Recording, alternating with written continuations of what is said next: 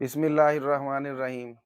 السلام علیکم ناظرین، انداز بیان چینل کے ساتھ شہباز شفقت مرزا آپ کی خدمت میں حاضر ہے۔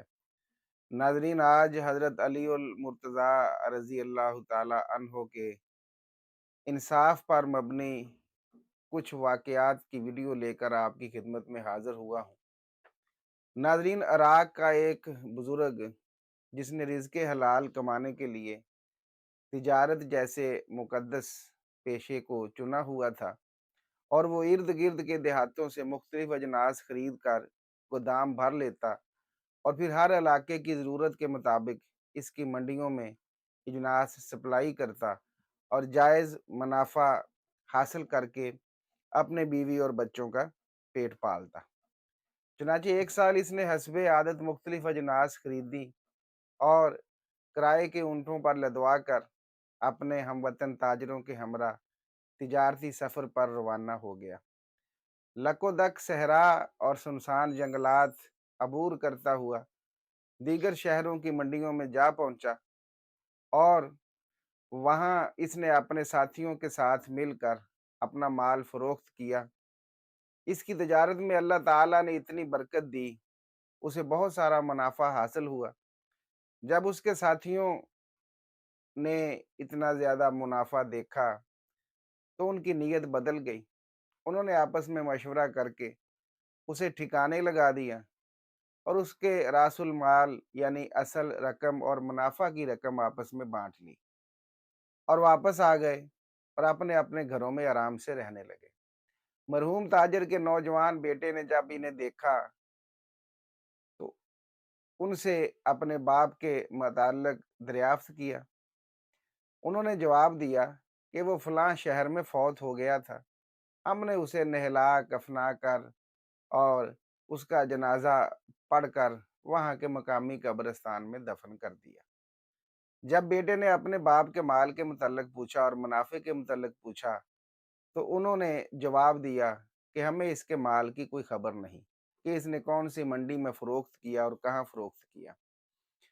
ہمیں تو مقامی لوگوں کے ذریعے اس کی فوتیدگی کا پتہ چلا تو ہم نے اس پر احسان کیا اور اسے اسلامی دستور کے مطابق اللہ کے سپرد کیا اور واپس آ گئے۔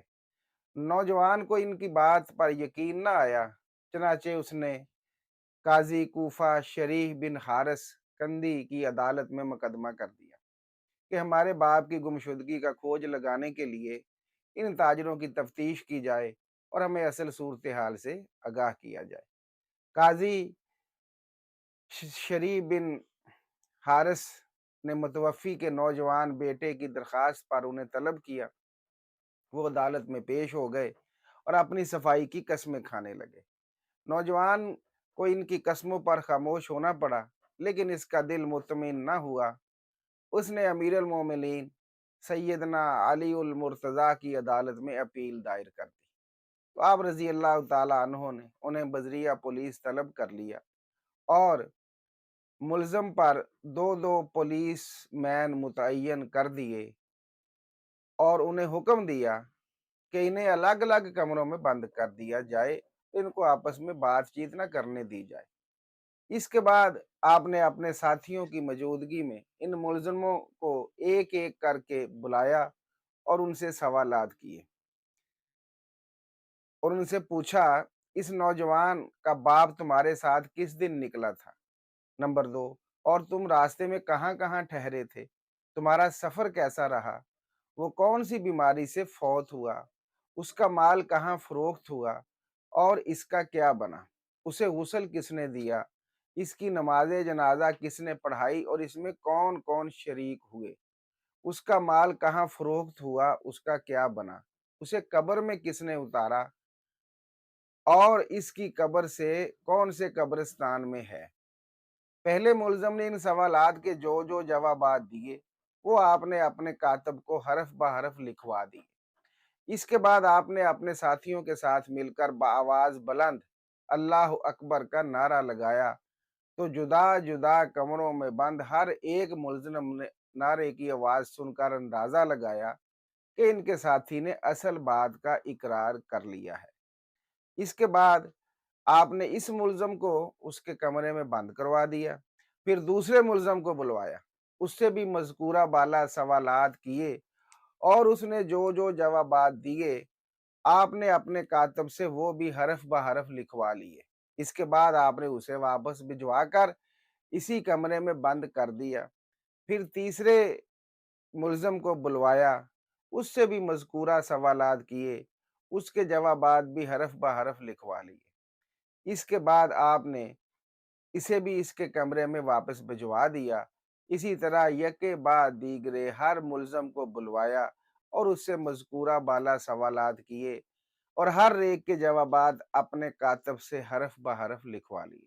اس کے بعد آپ نے ان کے جوابات کا ایک دوسرے کے جوابات سے موازنہ کیا تو پتہ چل گیا کہ ہر بعد میں آنے والے ملزم نے پہلے ملزم سے مختلف جوابات دیے تھے۔